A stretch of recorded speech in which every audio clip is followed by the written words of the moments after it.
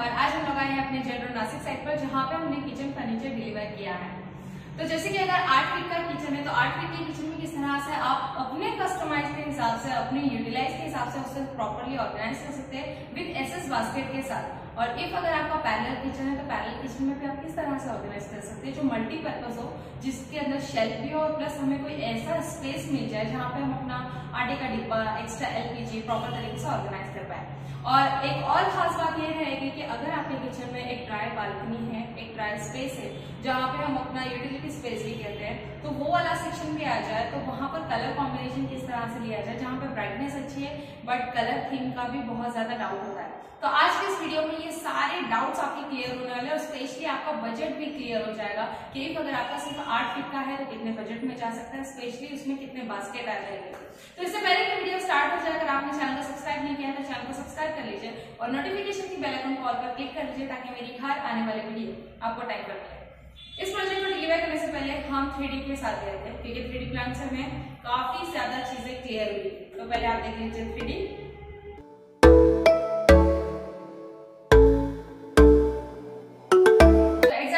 Kitchen में है, आप देख सकते हैं यहाँ पे हमारा वो यूटिलिटी एरिया है, एक्चुअली ड्राई बालकनी है।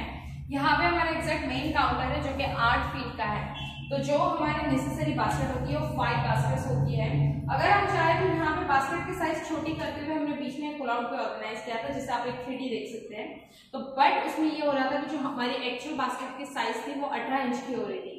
हमने बास्केट की साइज को बड़ा कर दिया, बीच का पुल आउट हटा दिया ताकि वो बीच का पुल आउट काफी ज्यादा स्पेस ले रहा था, क्योंकि जब बास्केट ऑर्गेनाइज करते हैं तो इसकी फ्रेम ऐड हो जाती है, फ्रेम की वजह से चैनल ऐड हो जाते हैं, तो बीच का काफी ज्यादा स्पेस हमारा कट रहा था। तो इसलिए हमने पुल आउट माइनस करके सारी बास्केट की साइज बड़ी कर दी ताकि वो काफी ज्यादा बड़ी होने की वजह से हम उसको काफी मल्टीपर्पज यूज कर पाएंगे। कप सॉसर के अलावा हम यहाँ पर छोटी प्लेट्स भी ऑर्गेनाइज कर पाएंगे, प्लस जो एक्स्ट्रा स्पेस मिलेगा वहां पे हम अपने ग्लासेस, तांबे वगैरह ये सारी चीजें ऑर्गेनाइज कर पाएंगे, जैसे कि हमारे क्लाइंट ने काफी अच्छी तरीके से ऑर्गेनाइज किया है। तो ये हमारा कटलरी सेक्शन है जिसमें हमें काफी ज्यादा कंपार्टमेंट मिलते हैं, तो हम मल्टीपर्पज के हिसाब से काफी एक्स्ट्रा छोटे छोटे बाउल्स भी इसके अंदर स्टोर कर सकते हैं। नीचे के प्लेन बास्केट से वायर बास्केट जो मल्टीपर्पज की यूज के लिए रहती है, लाइक छोटे छोटे डिशेज एंड कप्स वगैरह जो छोटे छोटे मटेरियल रहेंगे वो स्टोर हो गए। नीचे की बास्केट थोड़ी बड़ी रहती है जहाँ पे हम कढ़ाई, छोटे बड़े पतीले और बाकी मल्टीपर्पज के हिसाब से यूज करेंगे। सारी बास्केट्स को 6 सपोर्ट रहेगा यू बेंडिंग के साथ। और ये हमारा 202 का स्टील है जिंदाल ब्रांड के साथ।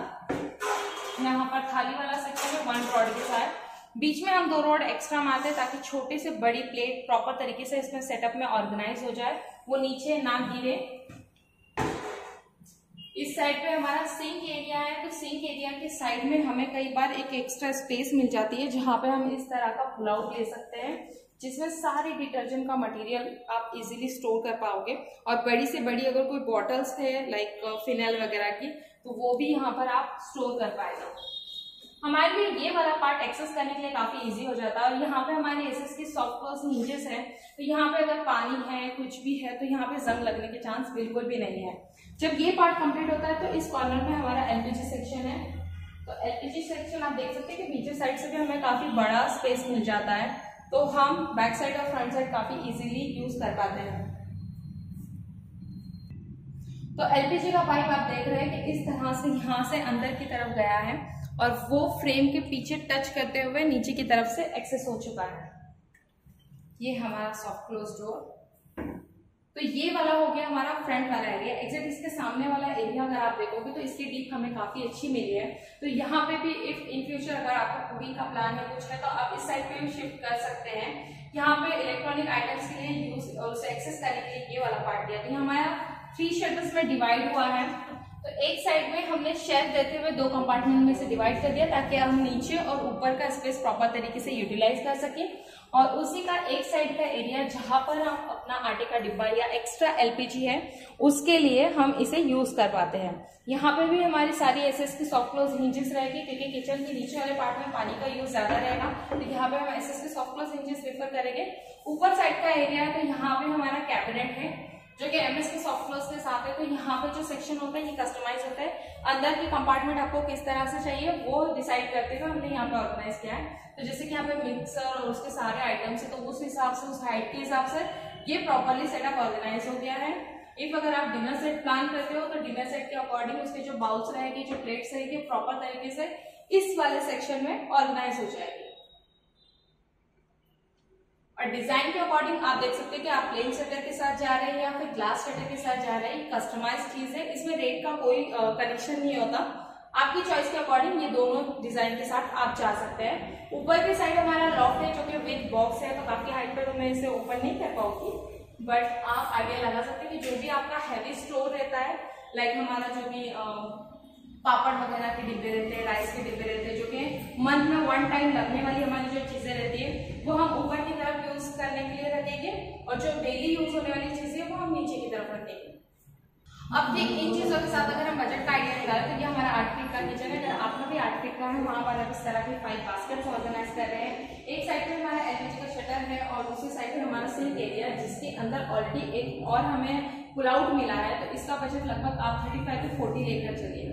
सब कस्टमाइज है, जिस हिसाब से हम मटेरियल चॉइस करेंगे। इसमें जो हमारा मटेरियल चॉइस हुआ है वो हमारा प्रीमियम चैनल है विद हमारी टी हैंडल है, और स्पेशली हमारे ये स्पेशल वाला लैमिनेट है जो कि high glossy with sparkle and scratch proof है। पैरेलल वाला अगर आप एरिया देख रहे हैं तो अगर इसके साथ कंबाइन करेंगे तो उस हिसाब से मैं एंड में आपको पूरा बता दूंगी, बट आइडियाज के लिए अगर आप देखना चाहो कि बैक साइड का एरिया आप मल्टीपर्पज के हिसाब से रखना चाहते हो विद शेल्फ के साथ, तो आप एक कंपार्टमेंट में शेल्फ लोगे जो कि यहाँ से ट्रांसपेरेंट रहेगा, और दूसरी साइड पे आप पूरा एक ब्लैंक रख सकते हो जिसे आप बड़ी चीजों के लिए एक्सेस करने के लिए रख सकते हो। और प्लस अगर आपकी डिमांड है कि आपको पूरे इसमें शेल्फ चाहिए, आप पूरे इसमें शेल्फ ले सकते हैं, या फिर पूरा एम्प्टी चाहिए तो हम पूरा एम्प्टी भी रख सकते हैं। ऊपर वाले कैबिनेट का भी सेम है, अगर आप चाहो तो जस्ट 2 डोर का भी ऑर्गेनाइज कर सकते हो, या फिर अगर आप चाहो तो डायरेक्टली सिर्फ कैबिनेट लेते हुए आप लॉफ्ट भी कैंसिल कर सकते हो। जितना आपके घर में मेंबर्स है, जितना आपका नेसेसरी है घर में चीजों को रखना, उसी हिसाब से हम आपको फर्नीचर का प्लान या गाइड करेंगे, क्योंकि नेसेसरी है कि जितने आपके घर में सामान है उस हिसाब से फर्नीचर आप सेट कीजिए। अदरवाइज आपका घर अगर बड़ा है तो पूरे इसमें आप फर्नीचर को प्रॉपर तरीके से फिट करने की कोशिश ना करें। घर में मेंबर्स के प्लान के अकॉर्डिंग हम किचन के बास्केट्स को सेटअप करेंगे, जिसमें आपका बजट भी कम हो जाएगा और प्लस आप बाकी के स्पेस का प्रॉपर तरीके से यूटिलाइज कर पाएंगे। अब अगर यहाँ पे एक्स्ट्रा फर्नीचर की बात आई तो हम जस्ट आरओ के लिए प्लान करेंगे एक कैबिनेट, क्योंकि मोस्ट ऑफ हम कुकिंग एरिया के ऊपर चिमनी का प्लान करते हैं, तो यहाँ पे हमारा चिमनी वाला स्टेप चला जाएगा, पूरा पार्ट चिमनी में कवर हो जाएगा, और यहाँ पे जस्ट हम आरओ को हाइड करेंगे। हाँ, तो अब जान लेते हैं मटेरियल। तो जो इसके अंदर प्लाई यूज होगी वो है PWP boiled water proof, both side laminate है, इनसाइड व्हाइट है, आउटसाइड जो भी आप चॉइस करते हैं वो। जो चैनल हम देख रहे हैं ये हमारी प्रीमियम चैनल है, जो अंदर का SS है ये हमारा जिंदा ब्रांड का स्टेनलेस स्टील 202 इंडिया, हमारे नासिक के एनवायरमेंट के हिसाब से हम 202 है। इफ अगर आपकी डिमांड है 304 तो वो भी हम आपके लिए प्रोवाइड करते हैं।